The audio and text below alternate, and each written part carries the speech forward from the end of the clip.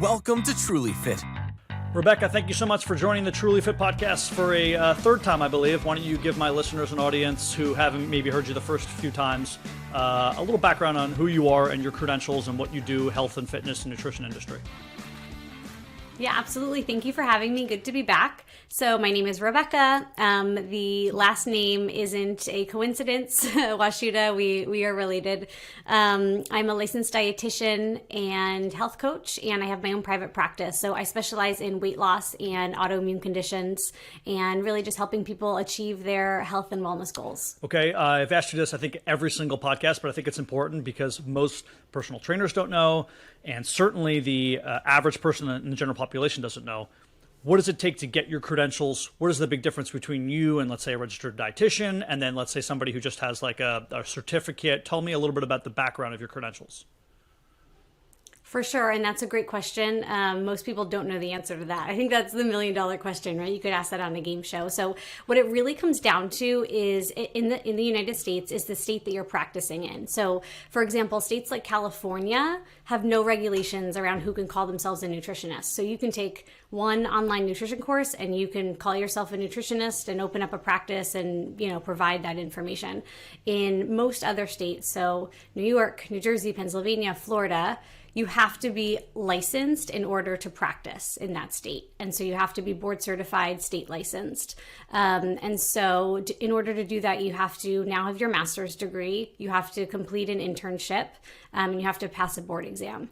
And so, my title is technically called licensed dietitian nutritionist, which is confusing, right? So I'm a dietitian nutritionist, but you really want to ask when you're starting to work with someone what those credentials are, because there's a big difference between doing, a 2-hour online program and going to school for 2 years and getting your degree and taking biochemistry and really understanding, the science behind it, and being able to provide medical nutrition therapy, right? So there's a lot of foods that interact with drugs, grapefruit, for example, right? And so I was working with a client who had a personal trainer, and he was like, "Oh, you should do grapefruit. It's great. It's great for weight loss." And all of her medications that she was on counteracted with grapefruit. So, there's a lot of intricacies here. It's not just about like putting a food plan together or a meal plan together. So definitely important to ask who you're working with, what their background is, and get a full understanding of that. Yeah, good answer. Now I'm going to ask you the toughest question of them all. We are going to be talking about sweeteners today, but first we have to get into this. This is a really tough question. I ask everybody this who's in the fitness and health realm.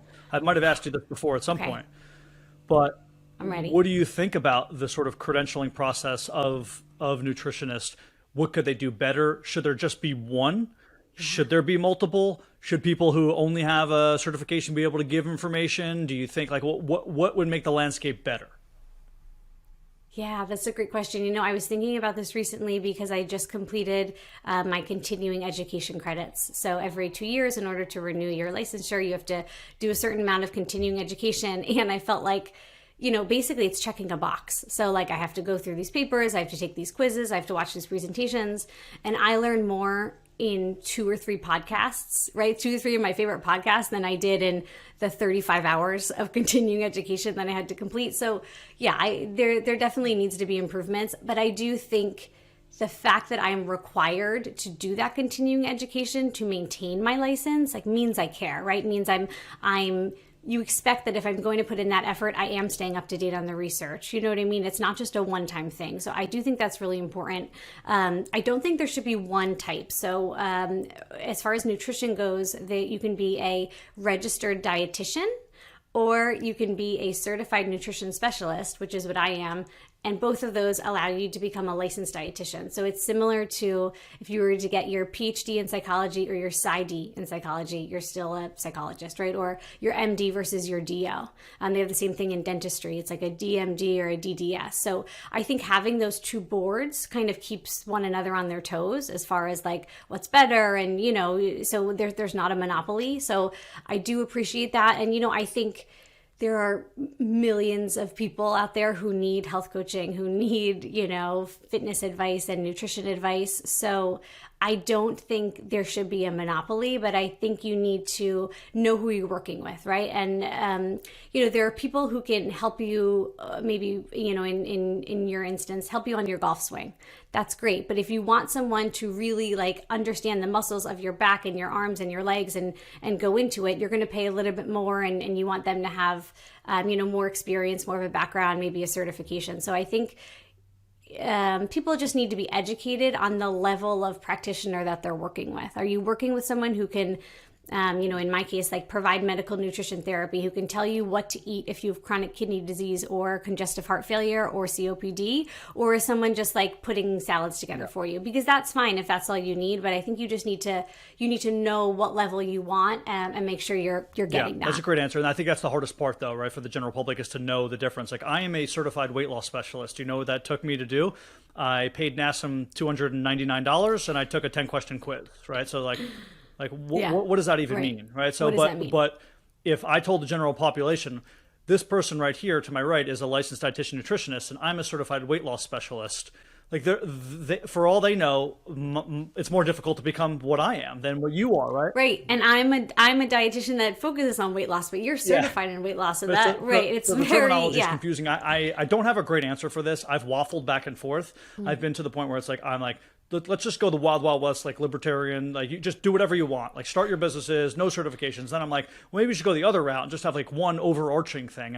And I can convince myself either way. I think how the best kind of hierarchy that I've thought of is that you should still have to work underneath someone unless you have the highest level certification in any one industry, right? So for example, if I'm a weight loss specialist, which I am, I should still have to somehow work like in concert or underneath you, who is a certified nutrition specialist or a registered dietitian, right? Where there's some kind of hierarchy that somebody has to be able to say, okay, Steve, I'm taking Steve underneath my wing, and he will take on my easier clients. I'm going to teach Steve some stuff, and he has to go this route. That I can't just because right now, illegally in some states, I am allowed to do the same thing as you, and there's a lot of people who are personal trainers who are doing the same thing as you. They're essentially stealing your clients, but they don't have the knowledge to be doing it, and they probably shouldn't be doing it.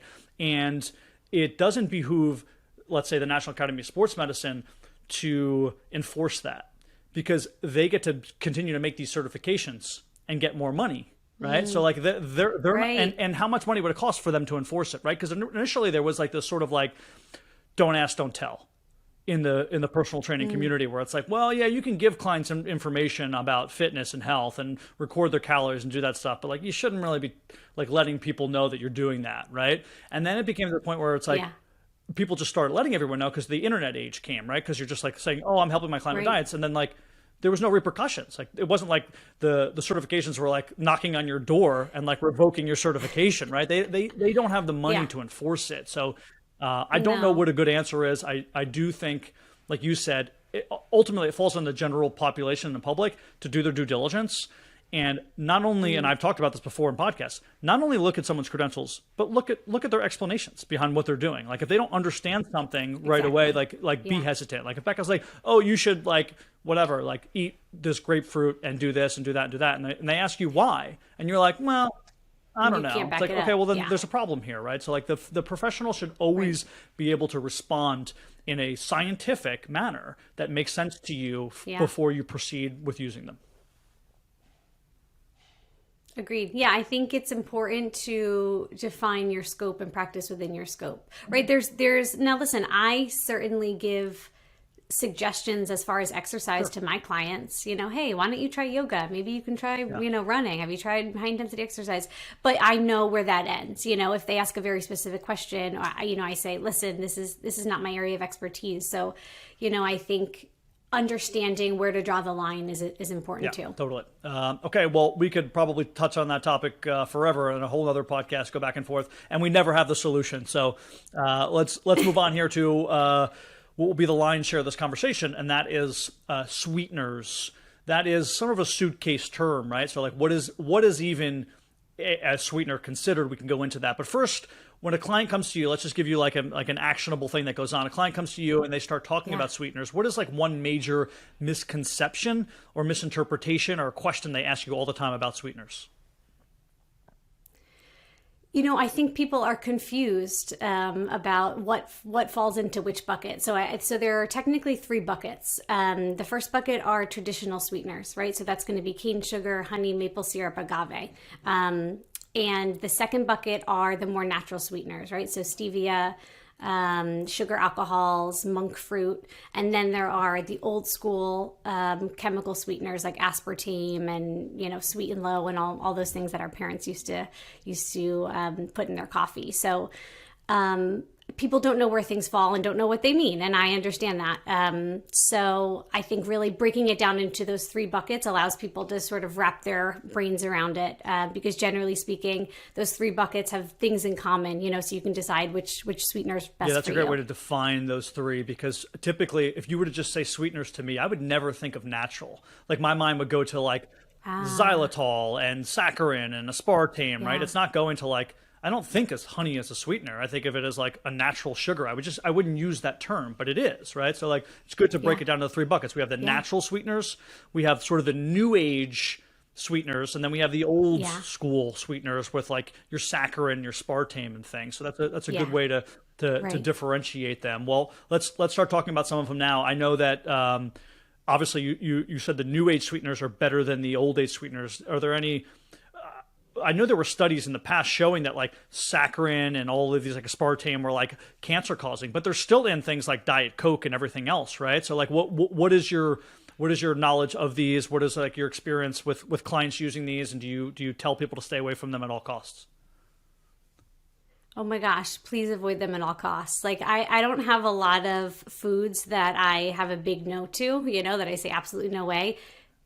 Absolutely no way. So you want to run for the hills when you see these, and there have been so many studies out that say they just destroy your gut microbiome, right? And now we have all of this research that the gut microbiome isn't just responsible for your GI health, it's responsible for your overall health, right? It plays a big role in your immune system, your digestive system, in everything, even in your mental health. So there have been so many studies, one linking those types of sweeteners to cancer, usually of the digestive system. So colon cancer, pancreatic cancer, esophageal cancer. There's also been studies that talk about how it can negatively impact your mental health. Those types of sweeteners are highly associated with depression. So we really want to avoid those. And there are so many better options out there now that I don't think there's a reason why you'd have to do that. And just like, I guess my overall framework when it comes to these types of things is the goal isn't to replace a Coke with a Diet Coke.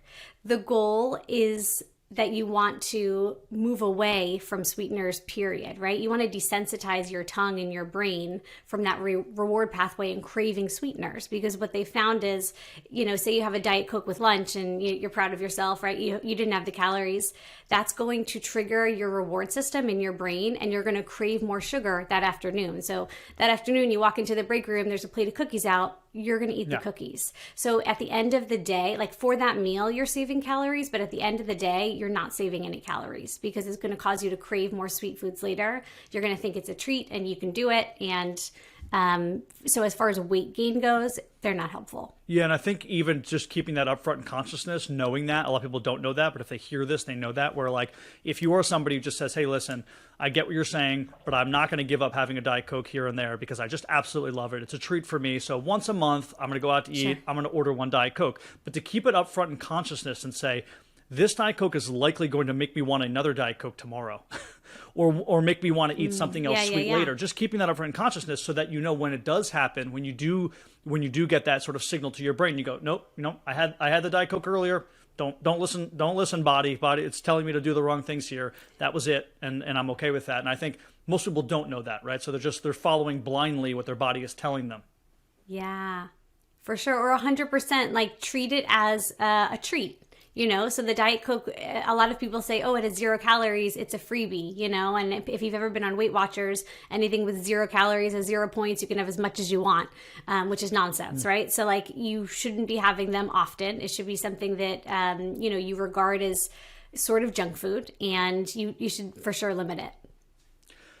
Obviously, there are points in which we do want to treat, and maybe some people take your advice and they do run for the hills and they go, I'm not going to have this Diet Coke, but I want something similar. I know that I've had like let's say like almost like kombucha colas, like probiotic drinks that don't have really any nonsense in them, that have a cola flavor. Now, yeah, does it taste exactly like Diet Coke? No, but you're getting some of that Coke syrupy kind of flavors that still will like cause that craving to not exist anymore. And like anything else, it's an acquired taste. You get used to these drinks, and it becomes a little bit easier over time to not crave that Diet Coke because you have a replacement for it.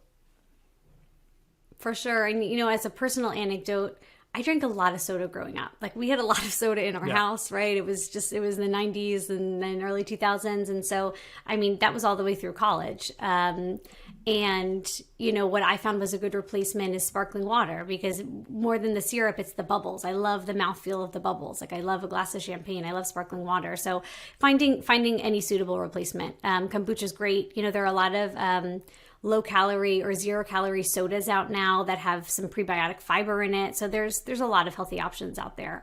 People just need to want to change. Yeah, I actually just did a podcast, my Thursday podcast, where it's just me talking about something in fitness and health. And part of the podcast was like, I had a few listener questions right in, like, hey, Steve, what are the protein bars that you eat? And what are some of the drinks that you have that are healthy outside of water? And one of them I named was Spindrift. And the reason why it was Spindrift is actually because, when you and I had talked, I had always known that there's something going on, right? I trust my instincts. When you drink a LaCroix and it has the quote unquote natural flavors, it tastes like hairspray. And you're like, how does something taste so sweet that apparently doesn't have any fake sweeteners in it and doesn't have any real sugar in it? So I stick to the Spindrift, which has somewhere between 4 and 14 calories depending upon each one. But those calories are coming purely from the puree of the fruit that they're using inside of the drink. And it's just carbonated water and fruit, and it craves all of my sweet and carbonation wants and needs for that time. For sure. Yeah. Spindrift is definitely one of my favorites. And like you said, with the LaCroix and the other types of sparkling waters, the natural flavors are designed by PhDs in a lab to taste that way and to make you crave more. So they're going to make you crave those types of foods and activate, again, the reward pathways in your brain that are activated when you taste something sweet. And it's going to start a cycle, right? That we want to move away from. So you're so much better off having 15 calories and enjoying a But it is Spindrift. weird, right? Chemically, how they somehow, maybe it is the chemical composition, how they somehow circumvented the process of being called a sweetener, right? And let's correct me if I'm wrong. Like, so these natural flavors are not considered like aspartame, yet they're doing the same thing in my brain, essentially, right? They're making something taste sweet that I want. So, yeah. Well, so you may describe it as sweet, but I think, technically it's not sweet. Like there are certain taste buds, right, on your tongue that can detect sweet, can detect savory, can detect different flavors. And so it's flavored, but it's not activating the, your nervous system and those specific taste buds in the same way that stevia would or monk fruit would, So it's, they're complex. That's why they're able to just put them under this umbrella called natural flavors, so they don't have to tell you anything about it. But people who have their PhDs do years and years worth of work to do this. Like, it's not an accident. It's not an accident that you find that it tastes great, Okay. So as we talked before, and we entered in 3 different categories talking about sweeteners. We have the more natural sweeteners like maple syrup and honey, which I didn't even consider sweeteners, so I'm glad we talked about that. And then we had the old school sweeteners like aspartame and saccharin. And then we have more of the new school sweeteners that people use, like Splenda and monk fruit. Can you tell me a little bit about Splenda and monk fruit? Do you recommend some over the other? Are they in products that we might use on a daily basis that we don't even know about? Yeah, so I would say in that category, like the new age sweeteners, monk fruit, stevia, and then sugar alcohols all sort of fall into that group. So we can talk about all of them. Monk fruit I like because it comes from fruit, right? It comes from monk fruit. And because of that, it has some phytonutrients in it that provide antioxidants to your body. So that's always a plus. It's always a benefit. Monk fruit has 0 calories, which is great, and it also comes in a syrup. So it's really easy to find at the store in like a syrup. So that's great for cocktails or mocktails or coffee, as opposed to like doing actual simple syrup on the stove. What I don't like about monk fruit is honestly just the taste. So I don't know if you've ever tasted monk fruit, but it has this sort of, for me, it has this weird aftertaste. So I think a lot of people, I think people are polarized about it. Some people don't mind it and some people really don't like it. Have you tried monk fruit sweetened things before? It's been a long time. Not in the liquid version, just in the the sugar version. It used to come in orange packs. I know all these places, all these items try to like secure a color associated with it, which is interesting from like a marketing perspective, right? Yeah. So obviously all the Splenda stuff was yellow, then all the Stevia stuff was like green and white, and then all the monk fruit stuff was orange. Yep. So funny, yeah. It's been a while, but I don't recall me loving it either. I think that's probably the reason why I don't use it anymore. Yeah. So, some people don't mind it. Like my husband, Nick, actually really likes it. He can't tell the difference. And so if you don't mind the taste, 100%, that's what I'd recommend. Stevia is interesting because what we call stevia is actually is not the plant, right? It's not like they take the leaves from the plant and they grind it up and that's what's in your little packet. It's a derivative of that. It's a chemical derivative because what's interesting is the FDA does not actually consider the stevia plant to be safe. So it's not recognized as safe. It's not in actual products. So it's this derivative of the stevia plant. And so because of that, there have been studies that say that stevia can cause some GI upset. It's not in everybody, but certainly something to pay attention to. So again, this is another natural 0-calorie sweetener. I think stevia has an aftertaste too. I think it's different than the monk fruit taste. Stevia to me tastes almost like licorice, has like a licorice aftertaste. And, if you're someone who has a history of GI issues, just, be really mindful about it. What is the difference between those new age things we just talked about? And then in that category, the natural sweeteners are the sugar alcohols. And that's what we're seeing a lot of. So basically anything that ends in OL is a sugar alcohol: xylitol, sorbitol, erythritol. And these are interesting because they're not necessarily 0 calories. They're low calorie, but they're not 0 calorie. And the name is misleading because there's no alcohol involved. It's basically a carbohydrate that can't be fully digested. So think of it almost like fiber. So it can't be fully digested, and for that reason, it's not going to get into your bloodstream and spike your blood sugar. However, even more so than Splenda, the sugar alcohols can really cause GI issues because it can irritate the lining of your gut because it can't be digested. So anyone with a history of like IBS or Crohn's disease or anything like that, ulcerative colitis, usually don't do well with sugar alcohols, and they have capped a safe limit on it at 10 to 15 milligrams per day. So just something to be aware of. I think that's what I'm seeing most in a lot of like protein bars now and different protein powders. And I actually like the taste of these the most. So the protein bars that I love right now have the sugar alcohols. I don't have a history of digestive issues, so it hasn't bothered me. And there's no aftertaste there. So I think they're definitely, a player, even though they have some calories in them. Yeah, and although we're in the same family, we have a lot of the same genes. I do have a problem with them. So Quest bars, which I love the taste of from a caloric value to protein ratio to quality of product. The Quest bar is one of the better protein bars you can get. But for me, unfortunately, because of maybe it's the combination of the fiber and the sugar alcohols. Maybe it's just the fiber. Maybe it's just the sugar alcohols. I don't know, because you can't have one without the other. Quest bars are loaded with fiber and with the sugar alcohols, but they just don't sit well with me. And it's not like I get, full disclosure, I don't get like diarrhea. I just get like an upset stomach. Like it feels like there's a brick in my stomach or something, right? Just that my stomach feels odd. Yeah, it can cause bloating. It can cause gas. And so they're not for you. It's good to be mindful and pay attention to your body and recognize, okay, like this isn't the right sweetener for me. Yeah, I don't want to get too off track here, but in case you know anything about this, the one protein bar that I really like has palm oil in it. I get that's not a sweetener, that's an oil, but is that a bad oil? Are you against palm oil? Is that also just a suitcase term, or is that actually just a specific oil? No, and that's a specific oil. I think nutritionally, palm oil is fine. Like it's not one of the best. I'd put it in the middle, right? It's not olive oil.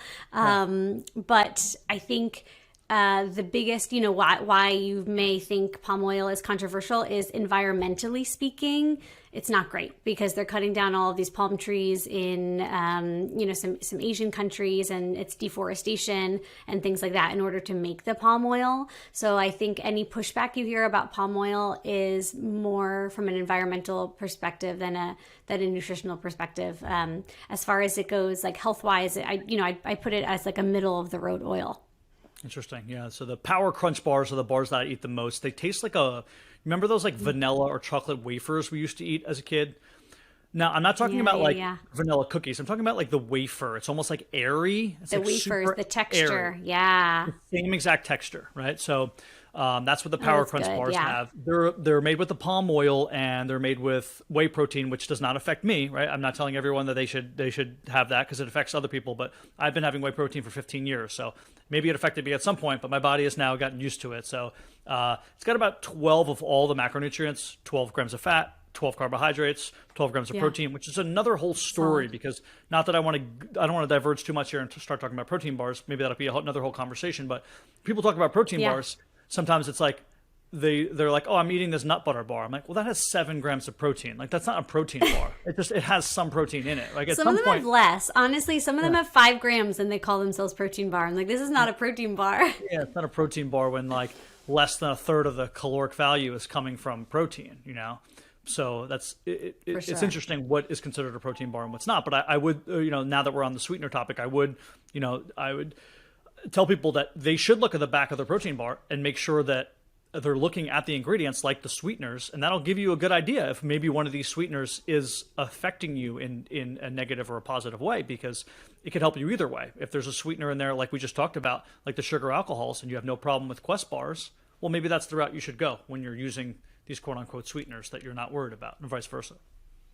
Yeah, for sure. And I think when you look at the nutrition label, look at where the sweetener is placed, right? Sometimes you look at a bar and it'll say brown rice syrup is the number one ingredient. So that's not what you want. If if it's a sugar alcohol, but it's one of the last ingredients, that means it's one of the least ingredients in the bar. And so that's okay. But you want to make sure anything that's questionable is very far down on the ingredient list and is not, what's making up the majority of the bar. Now, if all of these ingredients went away tomorrow, let's say they were banned or they were never created, we lived in an alternate universe, and all that existed was the natural ones, honey, maple syrup, and the rest that we named. I know that you would be fine, but convince listeners how they can use these in instances where they're otherwise using things like erythritol and saccharin. How do we think about using these? What is the alternatives? What are the brands? Tell me a little bit about these. Yeah, nutrition has to be personalized, but generally speaking, I would recommend a little of the traditional sweetener over anything else we've talked about today. And I'll tell you why. The idea is to move away from getting your tongue and your brain to crave all of these sweet foods, right? Like we talked about. So if you're having a little bit of honey versus 3 packets of Splenda, those 3 packets of Splenda are going to make you crave more sugar later on. And then this afternoon, you're going to want a brownie or a donut or a chocolate bar.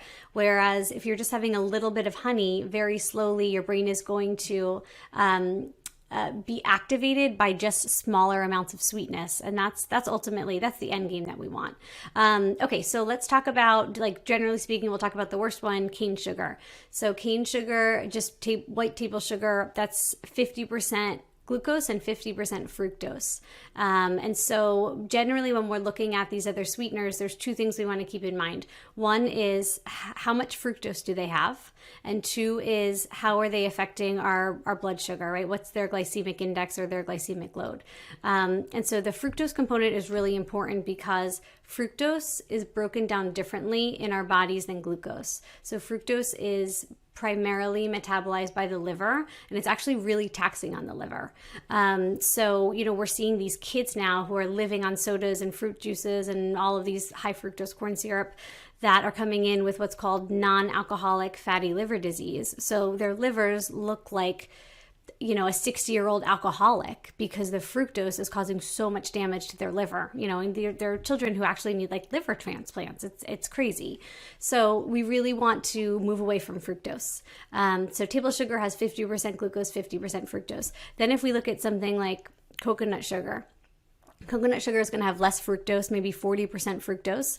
And it's also going to have some additional minerals in it. And they're trace minerals, so it's not a lot. It's not like you're taking a multivitamin. But because it has some trace minerals in it, that's going to slow down the absorption. And it's also not going to spike your blood sugar in the same way as a teaspoon of plain white sugar.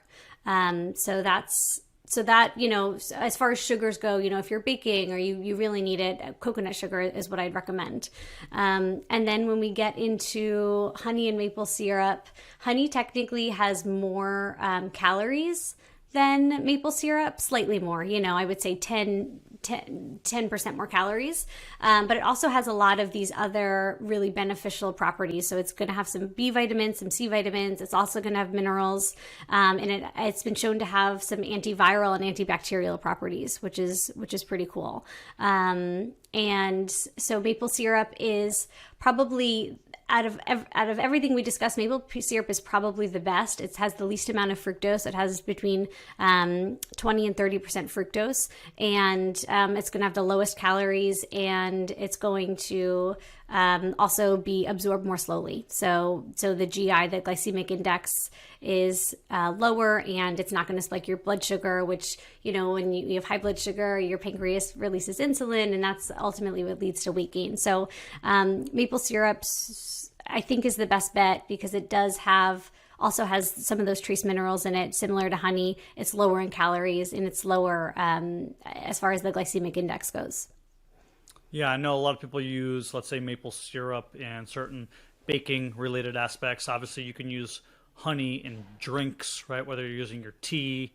I don't necessarily know if honey and coffee is a great combo, but certainly honey and even a cold drink too, like having a unsweetened iced tea and putting honey in it, right? So there's so many different ways in which you can use honey in your drinks, and then maple syrup for your food, whether it's your baking or otherwise. I like the coconut sugar. I'm not sure if I've ever really had coconut sugar, but I'm sure they sell it next to all the other sugars in the store.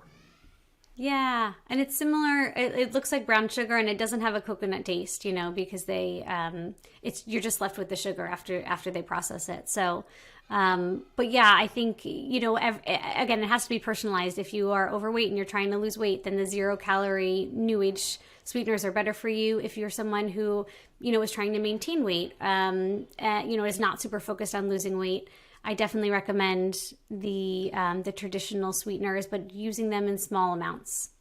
Yeah, I mean, everything in small amounts, right? Like you said, if it has to be a crutch, and every meal you're looking to replace something with a sweetener of some sort, whether it's in category 1, 2, or 3 that we named, that's not good either, right? There needs to, there's something to be said about having some food that's a little bit plainer and not always telling your body that, yes, you can have this sweet, you can have this sweet. And also, I'm not sure if we mentioned this already, but one of the reasons why something like either a Stevia or a Splenda or whatever is sending these signals is because it's actually 100 to 300 times sweeter than regular, right? Half fructose, half glucose sugar, right? So it's like your brain is trying to... Right, exactly. So it's really messing with your reward pathways, and it's only going to cause you to crave more sugar. And I don't know, Steve, if you've ever taken a break from coffee or alcohol or sugar, for an extended period of time, but if you take a break from these things that are constantly activating your reward pathway, it sort of resets and you don't crave it in the same way. And so if you give your body a break, you won't crave it. So you're not depriving yourself forever. And that's what I try to tell people. But the more you have these very, very sweet sweeteners, the more you're going to crave more sugar, and it's just going to be an endless cycle.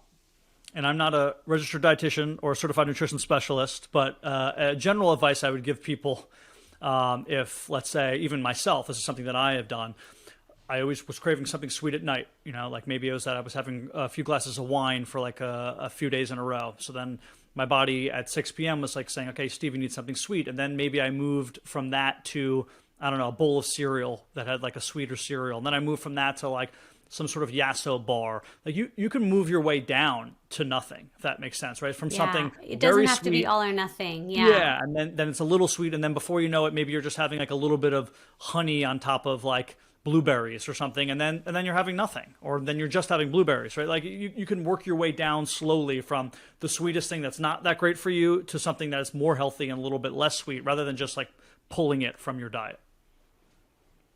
Yeah, 100%. I think, a lot of people are under the impression that it has to be all or nothing, right? It's January 1st. I'm going to clean up my act. I'm going to go on a diet and I'm going to do a 180. And that doesn't work when it comes to lifestyle change. It has to be that stepwise pattern that you talked about. It has to be, okay, this week I'll cut back in this way. Next week I'll cut back 2 days a week, or, whatever works for you in your routine. But it's a marathon, not a sprint. So you have to think about it that way and work on creating long-term habits rather than just cutting something out altogether.